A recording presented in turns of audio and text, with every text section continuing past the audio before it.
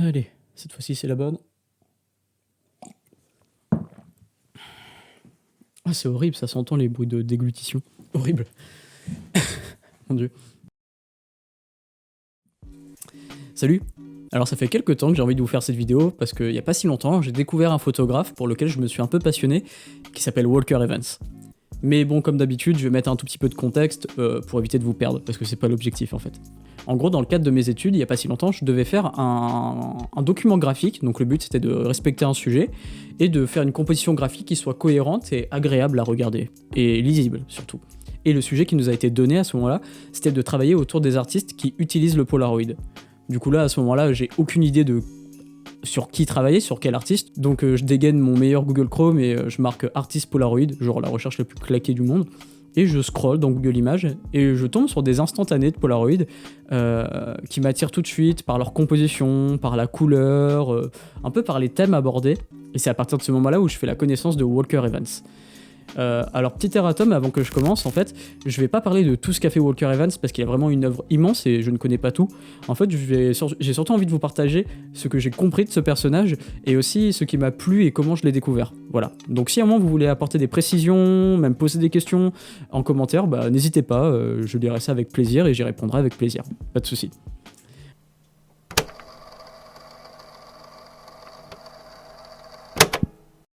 Alors tout d'abord, je vais vous faire une toute petite description un peu classique, un peu scolaire pour cerner le personnage.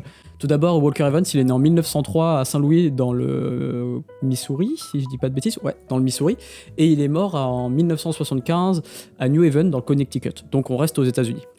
Il vient d'une famille qui est plutôt bourgeoise, donc c'est important aussi à avoir en tête parce que du coup il a pu faire des études et même faire des études à l'étranger, en Europe, j'y reviendrai. Et aussi son père était publicitaire. Et ça aussi c'est à garder en tête parce que parfois Walker Evans il va un peu avoir une approche monomaniaque, surtout sur les objets et la texture où il va prendre de la même manière et presque avoir une approche de catalogue en fait. Mais de base il est absolument pas intéressé par la photographie à l'époque. Lui, de base, ce qu'il veut faire, c'est devenir écrivain. Et ça peut un peu paraître bizarre en Europe, mais à l'époque, je sais pas si c'est encore le cas, aux États-Unis, quand tu voulais devenir écrivain, tu pouvais faire des études d'écrivain. Comme tu ferais peut-être des études de lettres aujourd'hui, je sais pas si ça correspond à ça en France. Mais donc en gros, il fait ses études aux États-Unis, et à l'époque, quand tu fais des bonnes études et que tu viens un peu d'un milieu bourgeois, il est commun d'aller faire une partie de tes études à l'étranger, en Europe. Donc son père lui donne une bourse, et il va faire ses études en France, à la Sorbonne. Et à ce moment-là, déjà, il emporte un petit moyen format, un appareil photo, mais c'est pas vraiment encore la grande histoire d'amour avec la photographie. Mais il se rend compte déjà qu'il va peut-être pas faire écrivain parce que la photographie commence déjà à prendre plus de place et il s'intéresse à autre chose. Donc au final, les cours, ça l'intéresse plus trop, il sèche tous ses cours et il préfère partir voyager. Et à ce moment-là, en France, en Europe, en Italie, il voyage un peu en Italie, il est fasciné et très étonné par la distanciation sociale qui est beaucoup plus proche en Europe qu'elle ne l'est aux États-Unis en fait. Et ça, il va le garder dans sa photographie pour vraiment avoir une proximité avec son sujet. Donc pour grossir vraiment le trait, il travaille notamment pour certains journaux comme le journal Fortune, avec lequel il va énormément collaborer. Et il va aussi travailler pour la Farm Security Administration de 1935 à 1938, avec un superbe accent. C'est faux de ouf. Et en gros, cette administration, elle a été mise en place sous Roosevelt avec la politique du New Deal dans le but de combattre, entre guillemets, les effets de la Grande Dépression qui touchent de plein fouet les agriculteurs. Donc Walker Evans s'est envoyé là-bas pour documenter avec son appareil photo les modes de vie et comment vivent les agriculteurs pour ensuite, entre guillemets, mieux calibrer les aides. C'est vraiment très très grossier ce que je dis, hein. Mais voilà. Donc ça vous donne à peu près une base de contexte.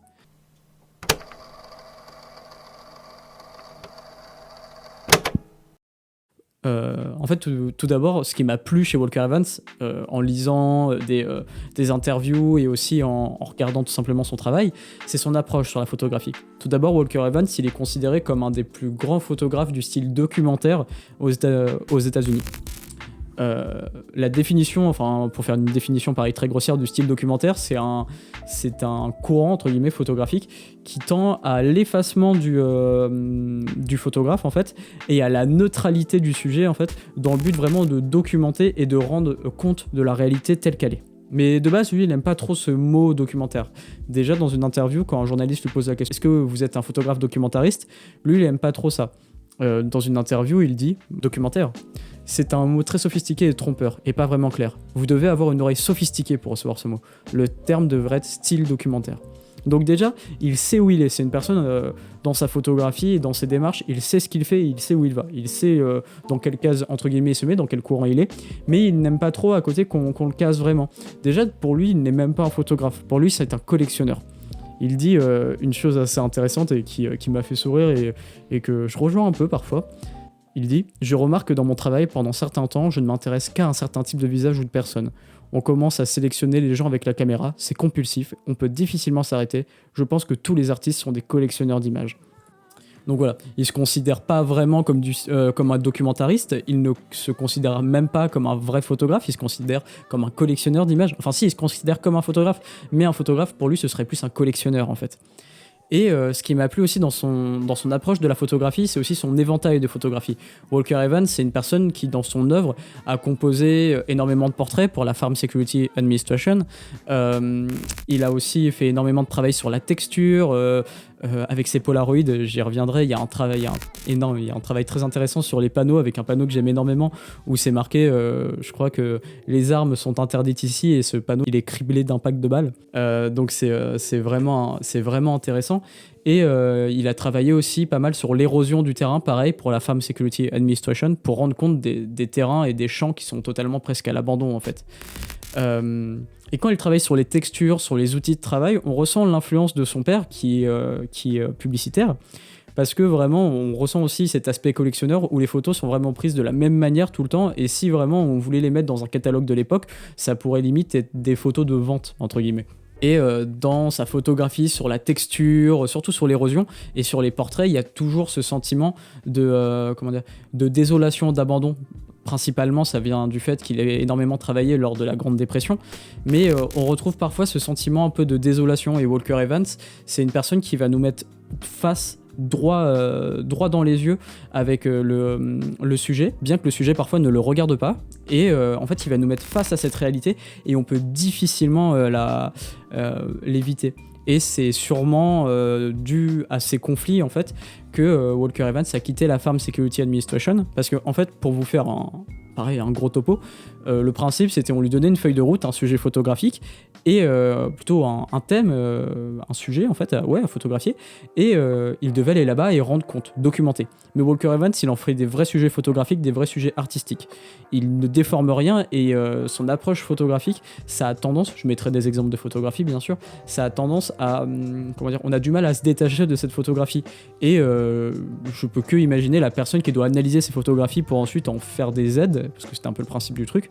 Vraiment, traiter des photos de Walker Evans toute la journée, ça devait presque être pesant mentalement, parce qu'elles sont parfois dures à regarder et on a du mal à s'en détacher en fait. Il ne déforme rien, il a une approche vraiment directe, il capte le regard du spectateur. Voilà, c'est ça qui m'a plu dans son approche de la photographie. C'est aussi une personne qui a un style un peu anticonformiste dans la photographie. Par exemple, pour l'époque, Walker Evans, il recadre ses photos. Ce qui n'est absolument pas... ça me fait sourire parce que c'est toujours un peu les débats entre photographes, comment faut faire, comment faut pas faire, etc. Mais en tout cas, à l'époque, aux États-Unis, recadrer une photo, ça ne se faisait pas. En tout cas, c'était très mal vu. Il y avait une sorte de pureté à avoir le petit liseré blanc autour du tirage pour prouver pour prouver que le photographe avait bien composé son image, etc. Lui, non, il s'en fout. Enfin, il s'en fout. Il sait ce qu'il veut faire. S'il doit recadrer pour avoir la composition qui lui plaît et pour toucher son objectif, il va le faire, il n'y a pas de souci. C'est aussi une personne qui a des engagements. En fait, dans sa photographie, on comprend très rapidement qu'il a un engagement plutôt humaniste, mais c'est pas une personne qui a un engagement par les mots, c'est une personne qui a un engagement par son activité, et il dit lui-même que ses photographies, c'est un peu une attaque contre... il dit quoi ? Il dit « Mes photographies sont une attaque contre l'établissement, la pensée juste et le positivisme. » Vraiment, Walker Evans, c'est un peu un pavé dans la mare, parfois, ses photographies. Faut vraiment penser qu'à l'époque, il y avait peut-être des personnes qui étaient totalement décalées, détachées de cette Grande Dépression, et qui se prenaient ces photographies en pleine face. Voilà. Donc c'est une personne qui ne tend pas à faire de la politique, qui ne veut pas en faire, mais qui conçoit sa photographie parfois comme une attaque à cette politique.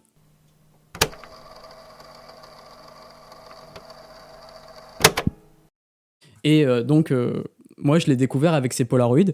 Donc pareil, pour mettre un peu de contexte, c'est à partir de 73 que Walker Evans utilise ses Polaroids et il meurt en 75. Donc on est vraiment à la fin de sa vie. À ce moment-là, pareil pour contextualiser, ça fait presque un demi-siècle que Walker Evans compose son œuvre et il est très malade, il commence à être lassé de la photographie, il commence peut-être à en avoir fait le tour et à ce moment-là, comme plein d'autres artistes, il fait la connaissance du SX70 et au début, il est un peu, suspicieux, méfiant. Il y a le même débat aujourd'hui dans la photographie, il y a toujours eu ce débat-là en fait, entre ceux qui sont plus pour de l'argentique et ceux qui sont plus pour du numérique, etc., qui se critiquent un peu. Walker Evans, au début, il a un peu ce regard critique, mais comme beaucoup d'artistes, il va se laisser séduire en fait, et ça va être sa dernière obsession photographique, c'est vraiment le Polaroid, qui l'aura poussé vraiment jusqu'à ses limites. Ce que j'aime dans ces Polaroids, et surtout, vu que je l'ai connu par ces Polaroids, c'est que j'ai vraiment commencé par la conclusion de son œuvre photographique. On y retrouve vraiment tout ce qu'il a fait pendant son œuvre. On retrouve des portraits, on retrouve un travail sur la texture, sur des panneaux, sur des paysages, etc. Il y a vraiment aussi un travail sur la couleur avec ces films, ces instantanés qui sont presque irréels.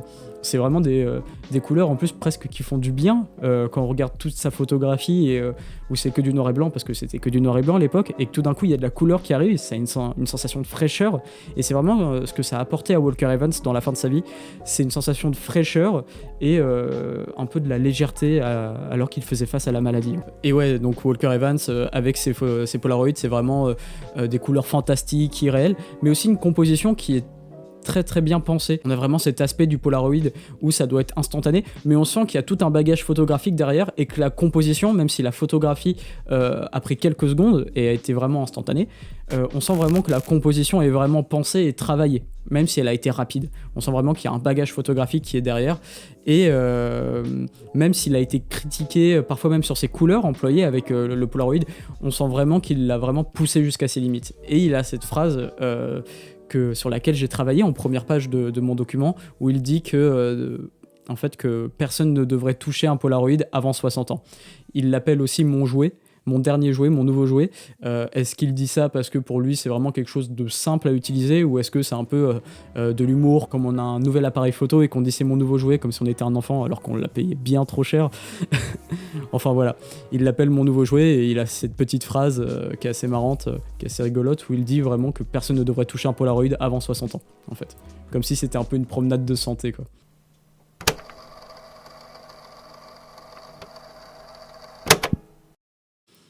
Et pourquoi j'avais envie en fait de vous parler de Walker Evans, parce que j'aime en fait découvrir des histoires et j'aime les raconter, donc déjà c'est super intéressant et c'est un exercice que j'aime. Et j'ai aimé la lucidité de ce photographe, vraiment je mettrai tout en description, mais dans ses interviews il est très lucide. Quand il peut expliquer quelque chose il le fait, quand c'est quelque chose qui sort de l'instinct et d'une approche photographique qu'il ne peut pas expliquer, il n'hésite pas et il ne se mystifie pas, vraiment il dit les choses comme elles sont et il a vraiment tendance à s'effacer, que ce soit dans une interview ou même dans la réalité, parce qu'il a fait que très très peu d'autoportraits. Donc vraiment, c'est vraiment un photographe qui s'efface et qui laisse sa photographie parler. J'ai aimé découvrir son œuvre par la fin, par la conclusion, et ensuite en remontant le fil de sa vie, on comprend pourquoi cette conclusion est ainsi, et on comprend comment s'est composé son œil, et c'était vraiment intéressant d'avoir de remonter en fait de la fin vers le début. Et je me plais vraiment à penser que le Polaroid, pour lui, ça a été vraiment une balade, une promenade de santé, que tout son bagage photographique, toute son expérience, pour lui, ça lui a permis vraiment de prendre en main ce nouveau type de photographie, cette nouvelle photographie très instantanée, et que même en fin de vie, malade, à 2 ans du décès, il a réussi à pousser cette nouvelle technologie photographique jusqu'à ses limites et à composer vraiment une nouvelle œuvre, enfin un nouveau pan de son œuvre. Et je me plais à penser que pour lui, ça a été vraiment entre guillemets une balade, du gâteau, et qu'il s'est vraiment amusé et que ça a vraiment été un moment de fraîcheur et de légèreté dans sa vie alors que c'était compliqué. Et en fait, on peut dire que Walker Evans, c'est une personne qui a vécu par et pour sa photographie. Et qui, à côté, qui a toujours choisi dans sa photographie de s'effacer. Et en fait, même dans ce qu'il nous laisse, à part son œuvre, il a laissé que très peu d'autoportraits. Donc à vrai dire, c'est vraiment une personne qui a choisi de s'effacer au profit de son sujet photographique. Voilà, j'espère que cette vidéo vous a plu, j'espère que c'était pas trop fouillis parce que c'était vraiment compliqué de résumer ça en entre guillemets très peu de temps et en une vidéo qui est assez courte et agréable à regarder, j'espère que c'est le cas. Si vous avez aimé, etc., n'hésitez pas à commenter, à liker, à partager. Si vraiment vous voulez apporter des précisions ou même poser des questions, n'hésitez pas à faire ça en commentaire. Je vous souhaite une bonne journée, prenez soin de vous, à bientôt. Back in the 90s,